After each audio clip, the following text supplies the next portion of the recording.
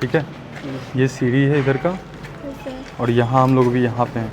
ठीक है, अब देखो ये जो एरिया है ये डॉक्टर डाइनिंग एरिया है।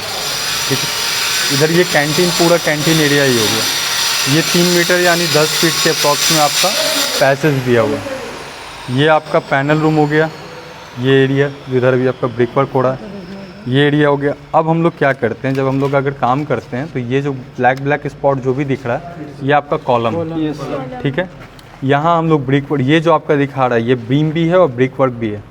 ठीक, यहाँ जो लाइन करके दे रहा है ये आपका बीम के साथ साथ में आपका स्लाइडिंग दिया हुआ विंडो का। ठीक, यहाँ पे आप लोग देखिएगा ये वर्किंग ड्राइंग है इसलिए उसमें मेंशन नहीं है, नहीं तो आपको हाइट भी बता देगा कि कितना फीट तक हाइट करना है। यहाँ देखिए ये एलिवेशन का, ये जितना भी डिज़ाइन बना हुआ है ये एलिवेशन का डिज़ाइन बना हुआ है। और डक्ट जानते हैं ना, डक्ट इसको कहते हैं। डक्ट हो गया जो भी आपका पहले क्या होता था, पाइप बाहर बिल्डिंग से दिखता था तो वो लुक आपका ख़राब करता था। अब क्या करते हैं हम लोग, एक स्ट्रक्चर बनाते हैं हॉलों में कि पाइप जो भी रहे वो आपको दिखे नहीं बाहर में।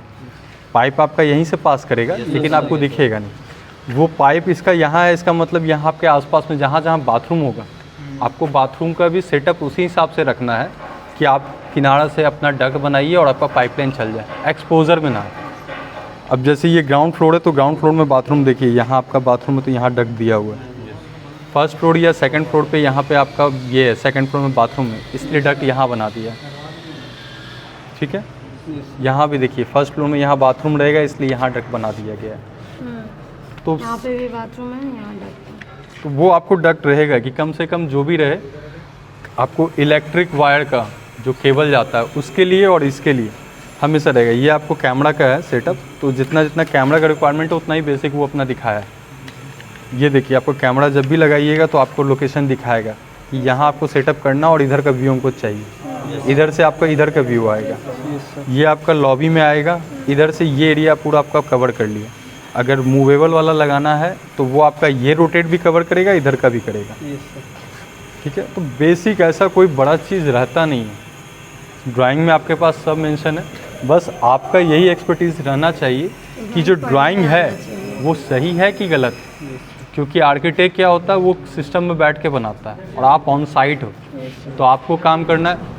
उधर से जाओ ना, जब आर्किटेक्ट जो भी बनाता है वो ऑन साइट बना ये सिस्टम में बनाता है, तो आपको डिसाइड करना है कि ये फिजिबिलिटी है कि नहीं। कुछ चीज़ ऐसा भी होता है कि आर्किटेक्ट बना दिया, अब वो एज साइड में पॉसिबल है ही नहीं, तो आपको उनसे कंसल्ट करना। और सिविल इंजीनियर में एक सबसे बड़ा यही बात होता है कि आपको हर तरह के आदमी से डील करना पड़ता है। आर्किटेक्ट से भी करना होता है, ऑनर से भी करना होता है, कॉन्ट्रैक्टर से भी करना होता है और लेबर से भी करना होता है। तो आपको हर तरह का लैंग्वेज आना चाहिए। और लेबर लोग से आप प्यार से अंकल भैया ये सब चीज़ के ऊपर बोलिएगा, नहीं सुनेगा, वैसे नहीं बोलना है। अगर वो चीज़ से तुम बोलोगे तो फिर मेरे जैसा ही हाल हो जाएगा जैसे हम शुरू में मेरे साथ हुआ था। तो इसलिए वो चीज़ होना ही नहीं है। एक्सपर्ट्स कर लोगे, एक्सपीरियंस आएगा ना। रूम का साइज़ है, अगर हम लोग जब अब स्टार्ट करते हैं बीम बॉटम दिखाते हैं कि कैसे क्या हो रहा है। उधर देखो जैसे कॉलम है, ये कॉलम का देखोगे साइड वाले फेस से बीम लग रहा है, ये वाला फेस से। ठीक है, ये गैप छूट रहा है तो ये बीम अगर आया, ये बीम इसका भी किनारा में आया। ठीक, यहाँ से भी आपका यही है, इधर वाले बीम से लगा, ये आपका कॉलम इधर दिख रहा है। सेम आप ऐसे बनाए, इधर भी आपका इधर वाले फेस से आया। आपको फेस देखना है कि कौन सा फेस आ रहा है, ये फेस देखे, ये देखिए। अब देखिएगा कि रूम का साइज़ इतना मिल रहा है कि नहीं मिल रहा। 7 मीटर बाय, ये जब भी लिखा रहता है लेंथ इंटू विड्थ, हाँ अंदर ही ये अगर दिया हुआ है तो अंदर में। अगर बाहर से अगर दिखाता है शो करके तब आप बाहर लीजिएगा, वो आपको ड्राइंग में शो कर देगा। अगर ऐसे दे रहा है तो समझिए अंदर का अंदर मांग रहा है। ये आ गया, साइज़ देख लिए मिल रहा है कि नहीं मिल रहा है। इसमें आपको 90 डिग्री चेक करना है कि रूम 90 डिग्री है कि नहीं है। ठीक, बस सब में वही चीज़ है फेस। ये जो भी शो कर रहा है ये आपका दरवाज़ा हुआ। ठीक है, और वैसा तो कुछ है नहीं।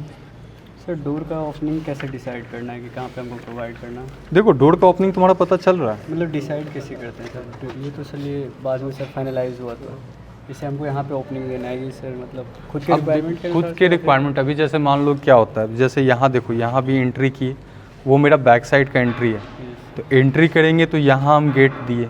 अब देखो अभी हमको देखना है ये हॉस्पिटल है तो हॉस्पिटल में कुछ लोग आएंगे तो डायरेक्ट सीढ़ी से चले जाएंगे अपना रूम जहाँ उनको ऊपर फ्लोर पर जाना है। अगर जिसको अंदर इन करना है तो यहाँ पे एक और हम डोर देंगे, यस सर। यहाँ डोर दिए, अंदर घुसे।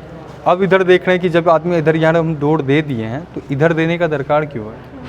अगर हम डोर जितना लगाएंगे या कुछ भी करते हैं तो कॉस्ट आता ब्लॉकेज भी है, आएगा और जितना तुम दोगे ब्लॉकेज भी रहेगा। भी रहेगा। तो उस चीज़ को हमको मिनिमाइज़ करना है। बहुत जगह क्या होता है, अब जैसे फॉर एग्जांपल देखो, यहाँ पे दरवाज़ा दिया है, यहाँ पे दिया है, ये वाला ये ग्लास का है, ग्लास फिक्स ग्लास विंडो जो रहता है साइड से फिक्स रहेगा, यहाँ ग्लास रहेगा।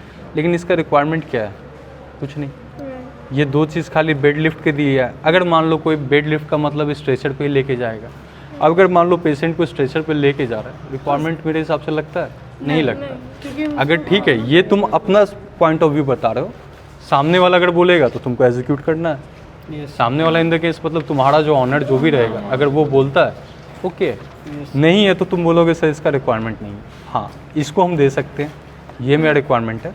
बाकी ऑलरेडी तो लिफ्ट में कोई भी आदमी जाएगा तो उसका तो गेट रहता ही है। आपका जितना भी मशीन रहता है तो गेट आपको सब जगह देना ही होगा। और ये जितना भी होता है सब में लीड कोटिंग होता है, क्योंकि वो पूरा रे का काम है, तो लीड